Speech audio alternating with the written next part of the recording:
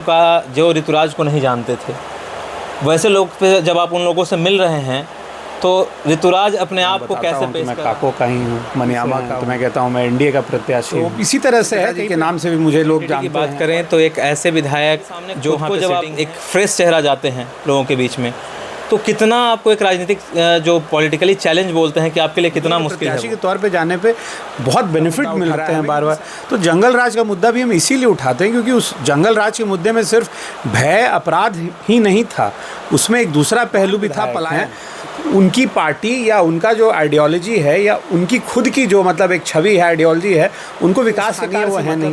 तो स्थानीय मुद्दों के ऊपर उनका विशेष ध्यान। जब एनडीए से पहली बार सांसद हुए थे तो जहाना पूरे लोकसभा में मॉडल हाई स्कूल्स का कॉन्सेप्ट उस समय और बिल्डिंग्स जो मॉडल बिल्डिंग्स बने थे, आज भी वो बिल्डिंग्स अभी भी उस समय 99 में बना हुआ, 2000 में बना हुआ बिल्डिंग आज भी 20-25 साल के बाद इंटैक्ट और अच्छे कंडीशन में। तो एनडीए का यहाँ से एक प्रचंड बहुमत जाने से मुझे लगता है पूरे इस लोकसभा क्षेत्र में ही, पूरे ज़िले में ही एनडीए के रिप्रेजेंटेटिव होंगे और उसके वजह से तेज़ी से रफ्तार का कार्य बढ़ेगा। को जगदीश शर्मा का गढ़, क्योंकि वो राजद ज्वाइन कर चुके हैं और राहुल कुमार खुद जहानाबाद से शर्मा या उनका जो पकड़ है उस क्षेत्र पे, खास करके भूमिहार जाति पे, वो आपके लिए कितना बड़ा चैलेंज होने वाला है। नमस्कार, आप देख रहे हैं डीएलबी समाचार और मैं अभिषेक कुमार। हमारे साथ बैठे हैं घोसी के जो कैंडिडेट हैं, उम्मीदवार हैं, शिक्षित युवा हैं, जो आज डिमांड भी है लोगों का कि ऐसे कैंडिडेट आए हों और साथ साथ अपने मुखर होकर अपनी वाणी को रख सकें। तो सबसे पहले ऋतुराज जी, आपका स्वागत है। बहुत बहुत धन्यवाद। मेरा पहला सवाल आपसे ही होगा कि आप क्षेत्र में जा रहे हैं, कई नए लोग या पुराने लोग हैं जिनका जो ऋतुराज को नहीं जानते थे, वैसे लोग पे जब आप उन लोगों से मिल रहे हैं तो ऋतुराज अपने आप को कई जगह कई तरह के सवाल होते हैं, तो वहाँ पे जिस तरह के सवाल होते हैं उस तरह का मैं हो जाता हूँ। कहीं पे कोई लोग पूछते हैं आप कहाँ के हैं, तो मैं बताता हूँ कि मैं काको का ही हूँ, मनियामा का हूँ, तो लोग उससे कनेक्ट करते हैं। कहीं पे लोग पूछते हैं आप किस पार्टी से हैं, तो मैं कहता हूँ मैं एनडीए का प्रत्याशी हूँ। तो इसी तरह से है। कहीं पे हाँ, मेरे पिताजी के नाम से भी मुझे लोग जानते हैं। और ऐसा नहीं है, अब तक देखिए इंटरनेट का जो ज़माना है, डिजिटल एज है, उसमें लगता है मुझे कि शायद ही ऐसा 5-10% जगह ही होगा जहाँ पे मुझे लोगों को जाके बताना पड़ा कि मैं कौन हूँ, नहीं हूँ। लोग जानते हैं मेरे बारे में अब, क्योंकि अब मैं एनडीए का प्रत्याशी हो गया हूँ। मेरे ऊपर मुख्यमंत्री जी ने एक समझ लीजिए विश्वास जगाया है, तो जनता ने भी एक विश्वास जगा के उसको सर्च किया होगा कहीं ना कहीं, कौन है, क्या है, कैसा प्रत्याशी है। तो इंट्रोडक्शन अब अननोन, मतलब इंट्रोडक्शन मुझे देने की अब ज़रूरत नहीं पड़ती है। इंटरप्ट कर रहा हूँ मैं, अननोन इंट्रोडक्शन की ज़रूरत नहीं। मैं ये पूछना चाह रहा था कि यार ऋतुराज खुद जा रहे हैं फील्ड में, तो अगर जो मतदाता हैं आपके, उनसे आप अपने बारे में क्या क्या बोलते हैं कि भाई हम क्या वादे करते हैं, किस तरह की चीज़ें अपने, क्योंकि ग्राउंड लेवल पे अपने स्तर पे क्या रखते हैं, सेंट्रल लेवल पे अलग चीज़ें हैं, नीतीश कुमार हैं वो अपने लेवल पे अलग चीज़ें रख रहे हैं, आप अपने लेवल पे क्या रखते हैं? मैं अपने लेवल पे एनडीए की जो सरकार की जो आप कह लें योजनाएं हैं, देखिए एक तो है कि कई लोग चुनाव में कई तरह के वादे करते हैं, मगर इस सरकार ने जो धरातल पे सही में आखिरी व्यक्ति के लिए जो कई कुछ काम किए हैं, हम लोगों को वो याद दिलाते हैं कि देखिए ये कार्य, और लोग, हम भी कहीं जाते हैं तो लोग भी हमें बताते हैं कि वो किस तरह से लाभान्वित हुए हैं उन कार्यों से। तो जब बताते हैं लोगों को जाके कि हम एनडीए के प्रत्याशी हैं, एनडीए के प्रत्याशी के तौर पे उनके बीच में आए हैं, तो लोगों के बीच में एक कह लीजिए कि अच्छी भावना आती है, लोग उसको अप्रिशिएट करते हैं क्योंकि सही में लोगों को लाभ मिला है। आप अगर जाएंगे खास करके महिलाओं के बीच में, तो जिस तरह का लाभ मुख्यमंत्री जी की योजनाओं से हुआ है, और कई तरह के अलग अलग लाभ हैं, स्टूडेंट्स को कई अलग लाभ है, तो जहाँ पे आप जैसे वर्ग में जाइए, तो एक एनडीए के पक्ष में जो काम जो किया है एनडीए की सरकार ने, तो आपको एक पॉजिटिव एक वाइब मिलता है, एक पॉजिटिव आपको कह लीजिए कि एटमॉस्फेयर मिलता है, आपको एक पॉजिटिवली लोग अप्रिशिएट भी करते हैं कहीं कहीं पे। और कहीं कहीं पे जो जन समस्याएं हैं उसके बारे में भी लोग बताते हैं। जिस प्रकार से अभी विगत 5 सालों से जो भी निवर्तमान विधायक हैं, उन्होंने जिस प्रकार का कार्य किया, तो उसका रोष भी देखने को मिलता है लोगों से। लोग को जब हम बताते हैं कि हम एनडीए की तरफ से, तो वो लोग नहीं कहते नहीं ठीक है, आपकी सरकार ने काम किया, हमारा मदद किया है, तो हम आपके लिए रहेंगे। तो अलग अलग ओपिनियंस है, मगर इन जनरल आप जाके देखिएगा पब्लिक के बीच में, तो सरकार ने जो काम धरातल पे पहुंचाया है वो लोगों के बीच में दिखता है। उससे हमें एक अच्छा कह लीजिए कि स्वागत के तौर पे लोग हमें स्वागत कर रहे हैं, हमारा लोग।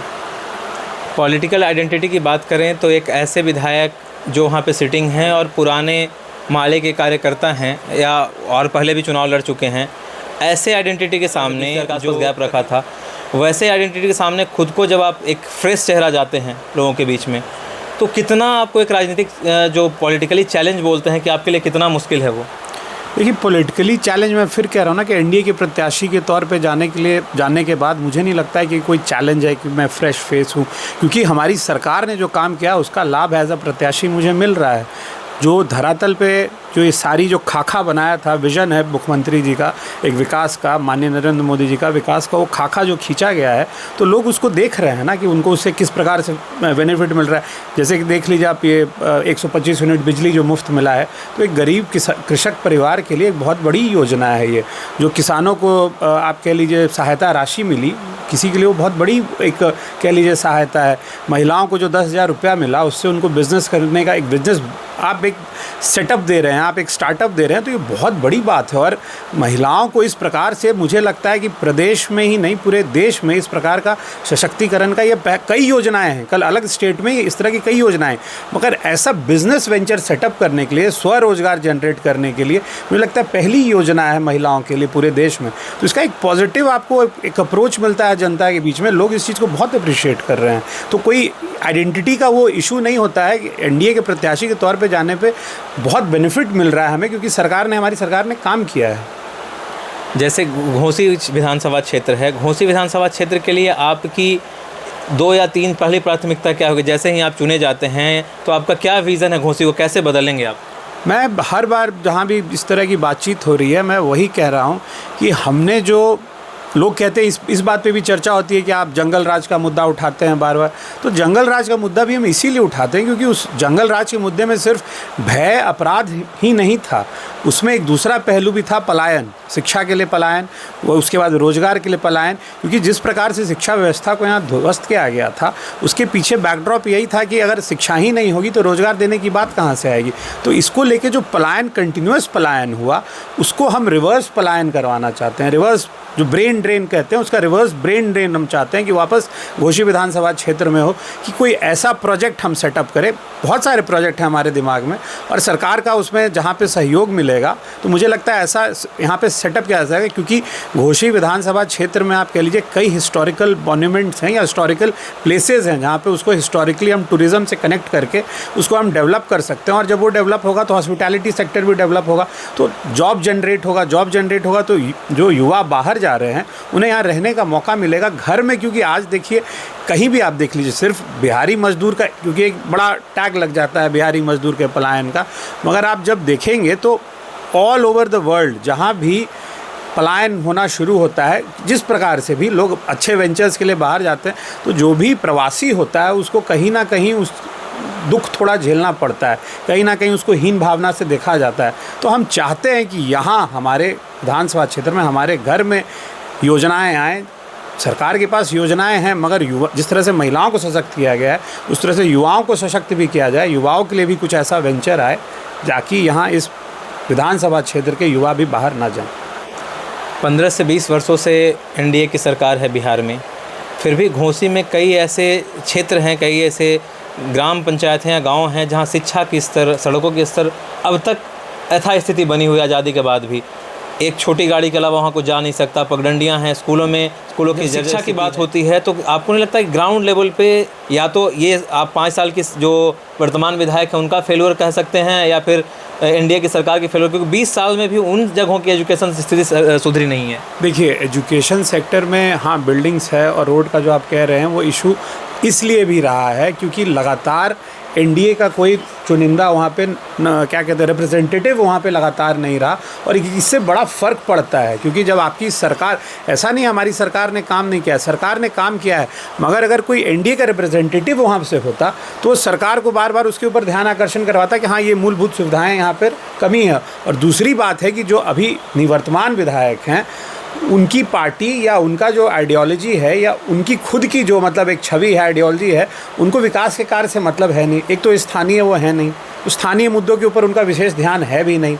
और इसके वजह से कहीं ना कहीं ध्यान आकर्षण जो होता है सरकार का ध्यान आकर्षण, क्योंकि जब तक कोई हमारा नुमाइंदा नहीं होगा सरकार में तो उस प्रकार का सरकार का ध्यान आकर्षण भी नहीं होगा। सरकार ने रोड बनवाए, सरकार ने पुल बनवाए, ऐसा नहीं है सर। रोड और पुल का एक लाइन आप कह लीजिए जब पिछले 5 साल में एनडीए की सरकार में बना है उसका खाका है, रिपोर्ट है, मगर लोकल रिप्रेजेंटेटिव कोई होता है एनडीए का सरकार में तो एक अलग ध्यान आकर्षण होता, उसके ऊपर तेज़ी से काम होता। क्योंकि आप कह लीजिए मेरे पिताजी जब एनडीए से पहली बार सांसद हुए थे तो पूरे लोकसभा में मॉडल हाई स्कूल्स का कॉन्सेप्ट उस समय, और बिल्डिंग्स जो मॉडल बिल्डिंग्स बने थे, आज भी वो बिल्डिंग्स अभी भी उस समय 99 में बना हुआ, 2000 में बना हुआ बिल्डिंग आज भी 20-25 साल के बाद इंटैक्ट और अच्छे कंडीशन में है। तो ऐसा नहीं है कि एनडीए सरकार ने काम नहीं किया, एनडीए की सरकार में काम हुआ है शिक्षा के ऊपर। वही है कि कंटिन्यूस रिप्रेजेंटेशन नहीं मिलने से कहीं ना कहीं वो ध्यानाकर्षण नहीं हो पाया। और मुझे लगता है कि इस बार जिस प्रकार का माहौल है पूरे ज़िले में, तो एनडीए का यहाँ से एक प्रचंड बहुमत जाने से मुझे लगता है पूरे इस लोकसभा क्षेत्र में ही, पूरे जिले में ही एनडीए के रिप्रेजेंटेटिव होंगे और उसके वजह से तेजी से रफ्तार का कार्य क्षेत्र कह लीजिए या फिर घोसी का कंप्लीट क्षेत्र कह लीजिए, वो कहीं ना कहीं कृषक ज़्यादा हैं, कृषि क्षेत्र बहुत ज़्यादा है। और वैसे में उनका डिपेंडेंसी ज़्यादातर जो दो फल्गु नदी है उस पर है। अगर वो आ जाती है, कई बार वो बाढ़ को भी लेकर के आती है और क्षतिग्रस्त हो। जैसे इस साल ही आप एक भारतू गांव है, वहाँ पे आप देखेंगे 2-2 बार भारतू मेट्रा, खास करके वो पूरा जो बेल्ट है उसमें मछली पालन कम से कम 2 बार उनका लॉस हुआ। दूसरी जगह पे जब पानी कम आती है तो कई ऐसे क्षेत्र हैं जहाँ पे वो जो छोटे छोटे पॉन्ड्स के जरिए वो या फिर कनाल के जरिए वो पानी पहुँचता तो वहाँ नहीं पहुँच पाता है। ऐसे में कहीं ना कहीं वो डिपेंडेंसी बढ़ जाती है प्राइवेट मोटर्स पे, जो बोरवेल्स हैं, और ग्राउंड लेवल को क्षति करती है। इस चैलेंज के लिए कैसे आप सॉर्ट आउट करने का सोच रहे हैं? देखिए, सिंचाई सही में बड़ी समस्या है और बाढ़ कई वर्षों के बाद आया, और बाढ़ के आने से हमें उस क्षेत्र का जो आप कह लीजिए जो सिंचाई से रिलेटेड जो मुद्दे हैं वो खुल के सामने आए। क्योंकि कई वर्षों के बाद, मुझे लगता है 30-35 वर्षों के बाद इस प्रकार का बाढ़ आया और पूरे पंचायत में मुझे लगता है मछली पालन का ही मुझे लगता है 4-5 करोड़ का नुकसान लोगों का हुआ है। और सरकार ने उसके ऊपर फिर कार्रवाई करने का काम भी किया, उसके ऊपर कार्रवाई भी होगी।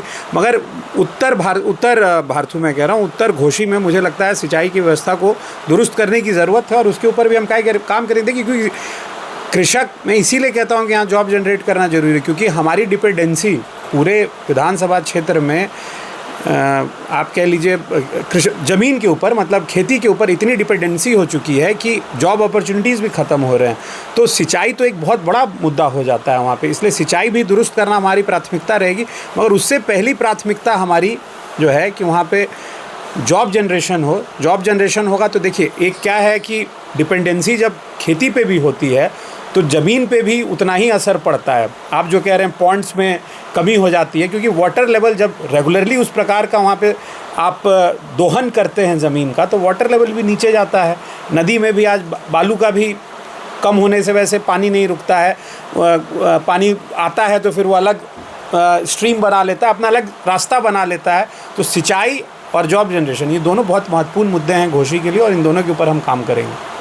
घोसी में खास करके पूरे जो क्षेत्र में आज भी कई ऐसे पुल हैं जिसमें या तो साइड का जो रेलिंग्स होता है वो नहीं है या टूटा हुआ स्तर पे है। जो पहले कंपेयर में ट्रांसपोर्टेशन की चीज़ें थी उसमें भी पब्लिक ट्रांसपोर्टेशन में कमी आई है। कभी भी बिहार में भी मैं देख रहा हूँ, खास करके जहानाबाद जैसे ज़िलों में भी अगर आप देखें तो पब्लिक ट्रांसपोर्ट के नाम पे प्राइवेट एंटिटीज़ यहाँ पे है। उन सब चीज़ों को के लिए आप अपने सरकार से जब बनेगी या जब आप सरकार में आएंगे तो उनको किस तरह से चैलेंज करेंगे, क्या टारगेट करेंगे, कैसे उसको इक्वेट करेंगे कि पब्लिक उससे बेनिफिट हो? देखिए, पहले तो जो अभी रोड नेटवर्क है उसी के ऊपर काम होए, और वो जब दुरुस्त हो जाए तब पब्लिक ट्रांसपोर्ट के ऊपर हम लोग सोचेंगे। क्योंकि देखिए, बहुत ही ग्रामीण क्षेत्र है, पब्लिक ट्रांसपोर्ट वहाँ लाने में थोड़ा वक्त लगेगा, मगर वो भी धीरे धीरे आ जाएगा। धीरे धीरे जब वो इंफ्रास्ट्रक्चर आ जाएगा, पहले तो इंफ्रास्ट्रक्चर दुरुस्त करने जरूरत है। और मैं इसीलिए कह रहा हूँ कि जब तक कंटिन्यूस रिप्रेजेंटेशन नहीं मिलेगा, इंफ्रास्ट्रक्चर भी, क्योंकि क्या होता है 5 साल काम होता है फिर काम रुक जाता है। तो वैसे में कंटिन्यूस जब तक इंफ्रास्ट्रक्चर आपका डेवलप नहीं होगा तो पब्लिक ट्रांसपोर्ट वगैरह वो फिर उसके बाद सेकेंडरी हो जाता है। प्राथमिकता आपकी होनी चाहिए कि पहले जो हमारा है इंफ्रास्ट्रक्चर, आपने जैसे कहा सारे जितने बाज़ार हैं हमारे, वहाँ पे चौड़ीकरण होना ज़रूरी है।